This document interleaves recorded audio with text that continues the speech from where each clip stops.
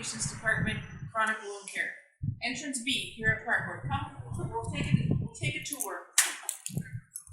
When you come in, you'll meet our friendly secretary and register here at the desk. And we'll register your blood pressure and weight, and we'll come on, keep our tour going. We'll go right to the room. In our chronic wound care program, we see about 23% venous stasis, 25% lymphedema patients, diabetic foot wounds about 17%, and pressure wounds 9.5%. This is one of our clinic rooms that we have. We have 2 of these rooms available. We have a mechanical lift system so that patients, if they are in wheelchairs or unable to transfer themselves, can use it. We're going to talk today about some of the things that we do here in the clinic. Well, first off, we often give education pamphlets. This one happens to be on basic skin care, so we encourage people to use great emollients and to use skin products that do not have odor and perfumes in them so that it helps the pH of the skin continue on. Venous leg ulcers is something that we definitely speak about here, considering, again, like I said, we are 23% for venous. So we've given information, some exercises in our pamphlets for the patients, and just some data for them to understand. Lymphedema would be the next stage of the chronic inflammation process. And like I said, we see 25% of our clientele have lymphedema. Lower legs is most common, what we see in our clinic. Then we talk about compression garments.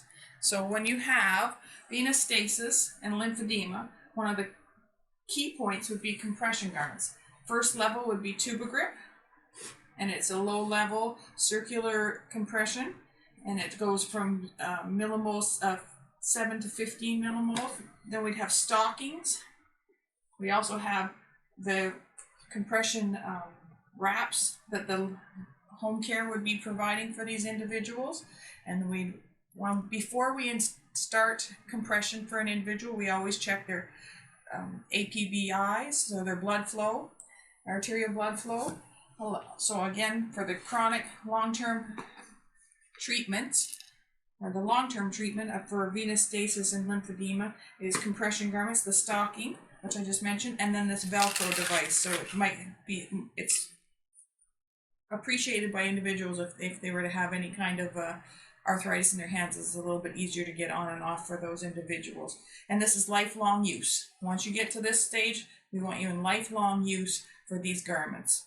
They can be, they do need to be replaced every 6 months for this garment, about 3 times a year for your stockings. You rinse and wash out your stockings and the inner sides because it resets the elastic. So it's helpful for the individual to know that they're cleaning their stocking, not because it's dirty, but to reset the elastic and get the best use out of it. When you come to our clinic, we do cleansing. So we have our cleansing products to clean and give you 4 hours with this individual product of antibacterial product. Another area that we do is lots of different dressings. So we have antibacterial dressings by different companies, and they're antibacterial, antimicrobial dressings. This would be in the wound beds. Best option is to please have your individuals that are referred by a family doctor to our clinic. Also have that family doctor refer the individual to the LIN in your area to have this products started and regularly changed for this individual. Another offloading device for an individual that might have some mobility challenges would be a little bit of a heel lift boot. If we want to talk about offloading, we just want to be able to say that you can get a piece of paper between that person and whatever pressure they're putting it on. So if it's the bottom of the foot, we want that much room, or on a bed. This would be a great example of a product to use for that individual for offloading of a foot if they had a wound on the side, the heel, or the plantar areas of the wounds. We see chronic wounds from head to toe in this chronic care clinic. We have 3 doctors and 2 nurses that work in this clinic. and we're only open 1.5 days a week. Referrals do come in from family doctors, and then we just continue to communicate with the LIN, and they send us updates on the individuals, and we do respond back. The individual themselves, once they are in our clinic, can call in and ask for a cancellation appointment to be seen more regularly. We do have a very large number of patients, so we are only able to see people 2 to 3 times a year because of the numbers that we do see. Again, like I say, we try to support them as much as possible with the support of the LIN.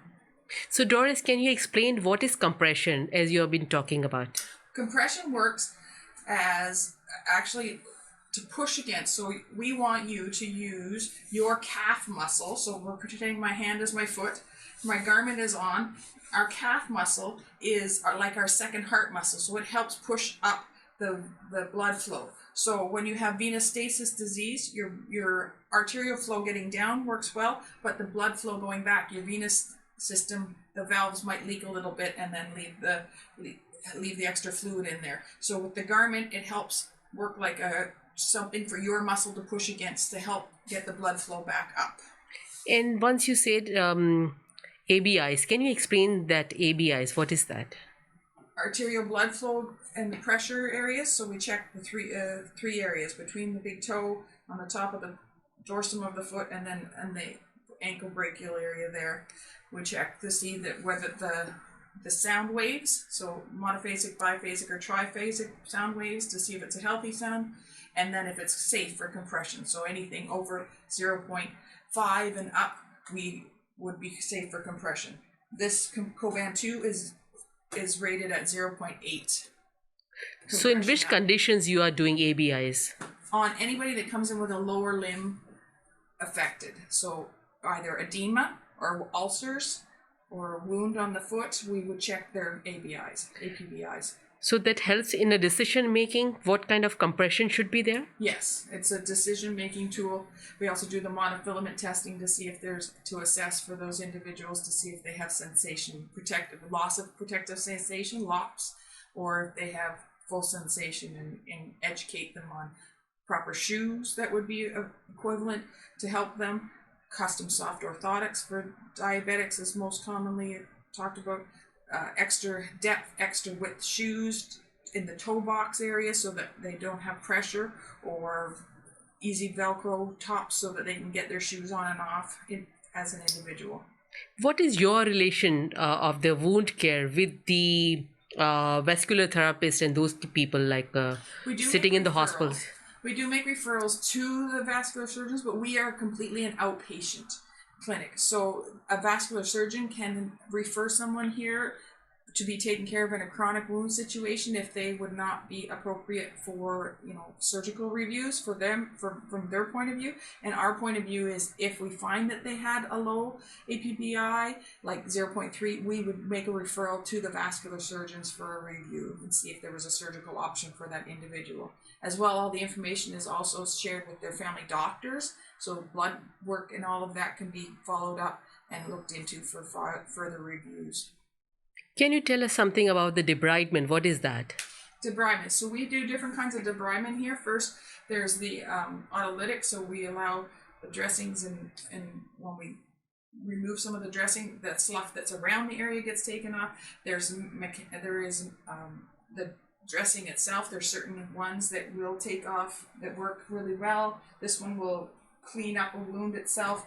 Other ones we have iodosorb. It's an iodine paste, and it goes in and it eats away and takes up. When you clean it off, it takes some of the slough and debris away. We also do sharp debridement, which would be with a curette or a sharp scalpel to remove some of those tissues that are non-viable. And we also use a cautery machine if need be to de-roof. So if a wound comes in with a small opening but there's a big cavern underneath, we take off that top so that it can be packed properly, and then the bacterial growth will decrease. Are the debridements different for different ulcers?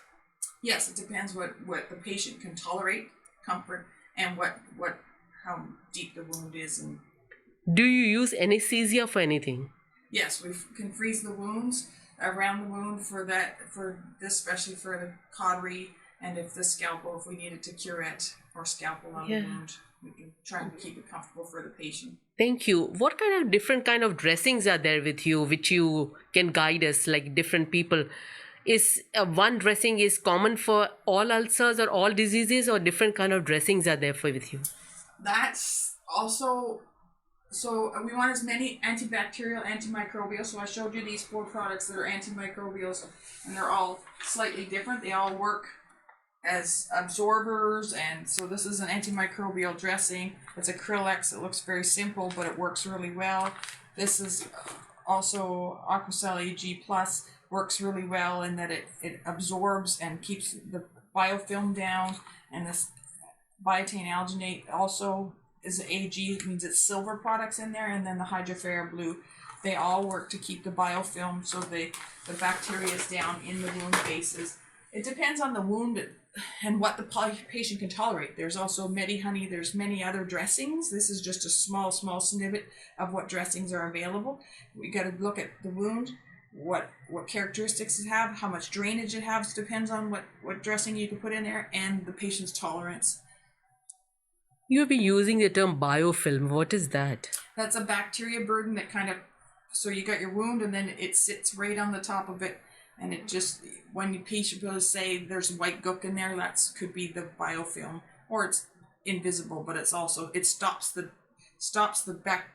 dressing from doing its work, because it coats it kind of like a little coating in it. What is the importance of biopsies in the wound care? Biopsies, that's a great question. So we'll do, commonly here we'll do a 4-inch mil punch biopsy. And so if a wound has been there for 8 months and there's been no improvement, we'll do a little right on the edge of the wound and the good tissue and get a punch biopsy. We'll freeze it, punch biopsy, take it out and send it off for assessment. It could help with diagnosis. What's the role of research in the wound care? Research, well, that's very important. We are actively a part of a few different researches. Recently we've done Opticell. Right now we're doing a marathon. So Opticell helps with blood claudication. So once we've done a wound, debrided it mechanically with a curette or a scalpel or even a punch biopsy, the Opticell has helped us with claudication factors, so stop the bleeding. Marathon has helped. Right now we're doing that with this, so we call it the peri wound, the outer edge of a wound. So you got your opening, and then this wound can be irritated and saturated when the dressing sits on it and irritate the skin. So this Marathon is now covering that and trying to protect it. We also have, at this time, the government is funding offloading devices for diabetic foot plantar wounds, the bottom of the wounds. So we have offloading devices, and we are part of that research as well. Very nice. Thank you very much for all the help you have done. Thank you. You are the only nurse here, or there's somebody else with you? We do have 2 nurses on staff. Okay, and 3 doctors you said. And it's 1.5 days you are giving it to the patients. Yes. So how much time to from the family doctor? Referral times? Right yeah. now, due to COVID, but we've increased our wait time to up to 6 months. We've 3 to 6 months. We're expecting to see people after your referral comes in. Okay. But you are improving on that, or there's some some other means of looking at those? So if you had just a diabetic foot, there's another avenue here at St. Joe's, which is the diabetic foot clinic at Platts Lane, that just deals only with diabetic foot. Like I said, we deal with from head to toe, and they have an entire team to deal with their diabetic foot wounds. If you can get referred there, that might speed up the process just in that population only. So St. Joseph Hospital has something too about the wounds. What is that? St. Joseph's Hospital also has the cellulitis clinic. So we also refer back and forth to them. They refer to us for the chronic wound care. We refer to them if someone is actively infected and has bone involvement or